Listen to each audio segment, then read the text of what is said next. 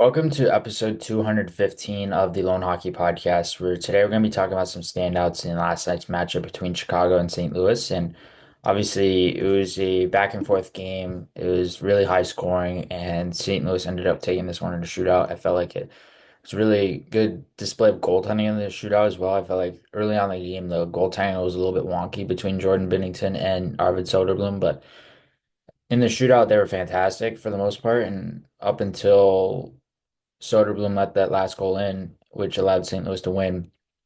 They were just playing really stellar hockey in the shootout. But getting to some standouts, we'll start with St. Louis first since they ended up winning the game. I thought Philip Broberg was really good in this game. I really noticed him in terms of his downhill activation and activation below the top of the circle in the O zone, and was really noticeable coming down the flanks offensively. He was creating a lot of space. He was maneuvering around guys one on one, just showcasing a high end flair of offensive skill, which was really nice to see out of him. And he was just doing it on a regular basis throughout this game. And it was really interesting to see because Broberg, obviously a guy that was sheltered last year in Edmonton, didn't play a lot last year and ended up playing a little bit more down the stretch throughout the playoffs and their run there. But with St. Louis now, he's played heavy minutes. He's played heavy top four minutes. He's played power play, penalty kill, a lot of different situations, and he's been relied upon with his skating to be able to create with his offense, and also in terms of his movement in the ozone.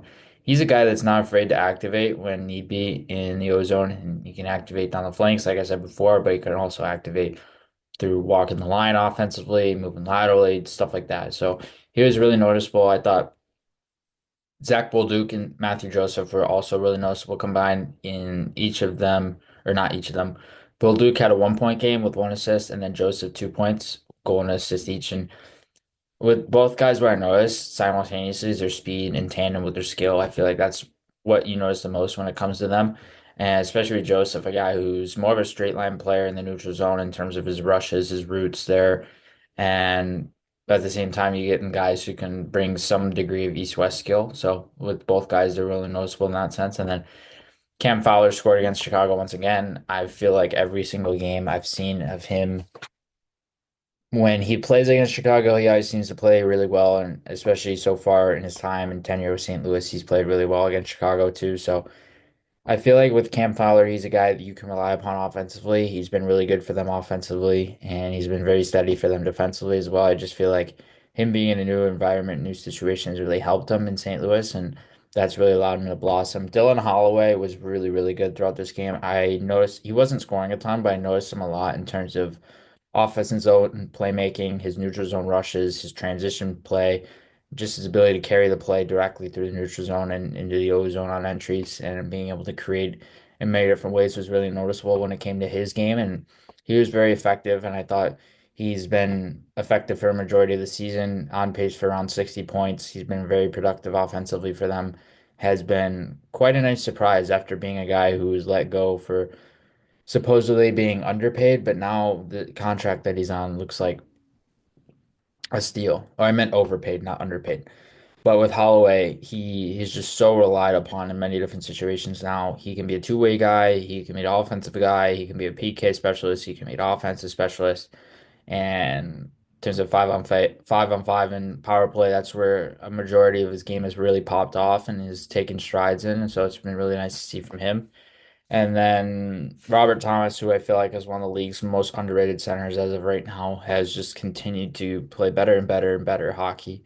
Just fascinated with his two-way play, his ability to shut down the game, but also his positional details in the ozone. He's always interlinking every single aspect of the team's play in the ozone, which is really hard for a center to do sometimes because they have a lot of burden and a lot of responsibility to be able to be relied upon as that sole positional player, not only in O zone, but in neutral zone and also in D zone. So there's a large responsibility on the center, but Robert Thomas handles it quite well, and he's one of the players that's a driving force of this team. So it's no surprise that he's able to really utilized that to his advantage, and he's been a very productive player and very exciting centerman to watch in the league. And then as for some standouts in Chicago's side, Ilya Mikheyev was really good throughout this game. He had a goal and 2 assists for 3 points and was using his motor, was using his speed. He was driving guys wide on the rush. He was creating offensively. He was driving the net.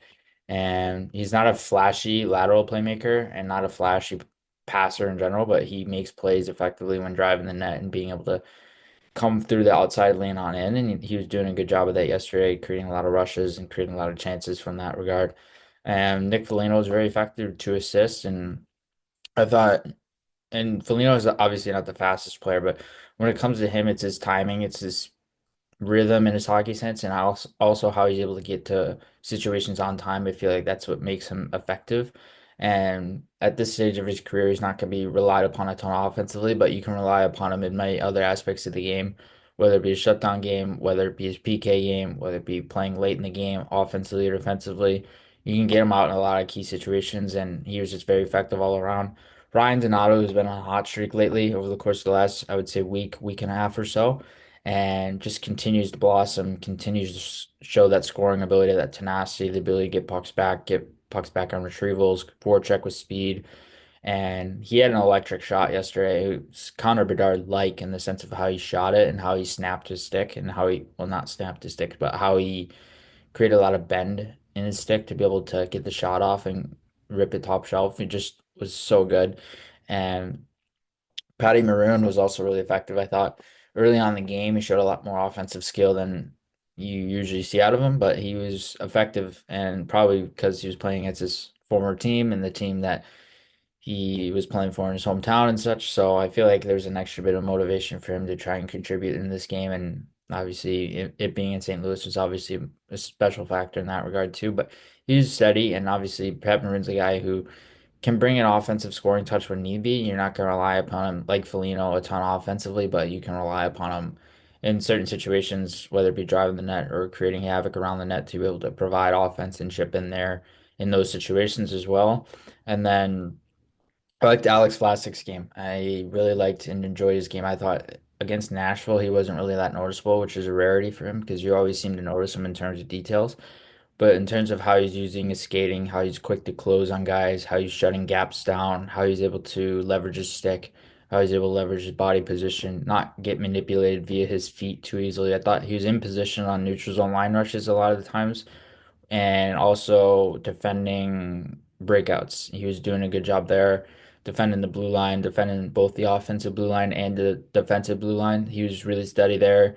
Just a really underrated player on this team, and obviously you're getting a lot of attention on young guys like Connor Bedard, and not as much, but Frank Nazar and some other guys in that mix as well. But Alex Vlasic is one of those guys you don't really hear a ton about, but he's really steady and really, really, really reliable defensively for them. So he plays a lot of minutes, is a very, very important penalty killing player, and also 5-on-5 defense player, and just pairs up really nicely with a lot of different players. He works so well with a lot of different players, and especially with Seth Jones, he can bail out Seth Jones a lot of the time. So Vlasic's key. He's very reliable, very steady, and just a very, very underrated player in all aspects of the game. And I'd be curious to see how his offense continues to evolve in the future as well.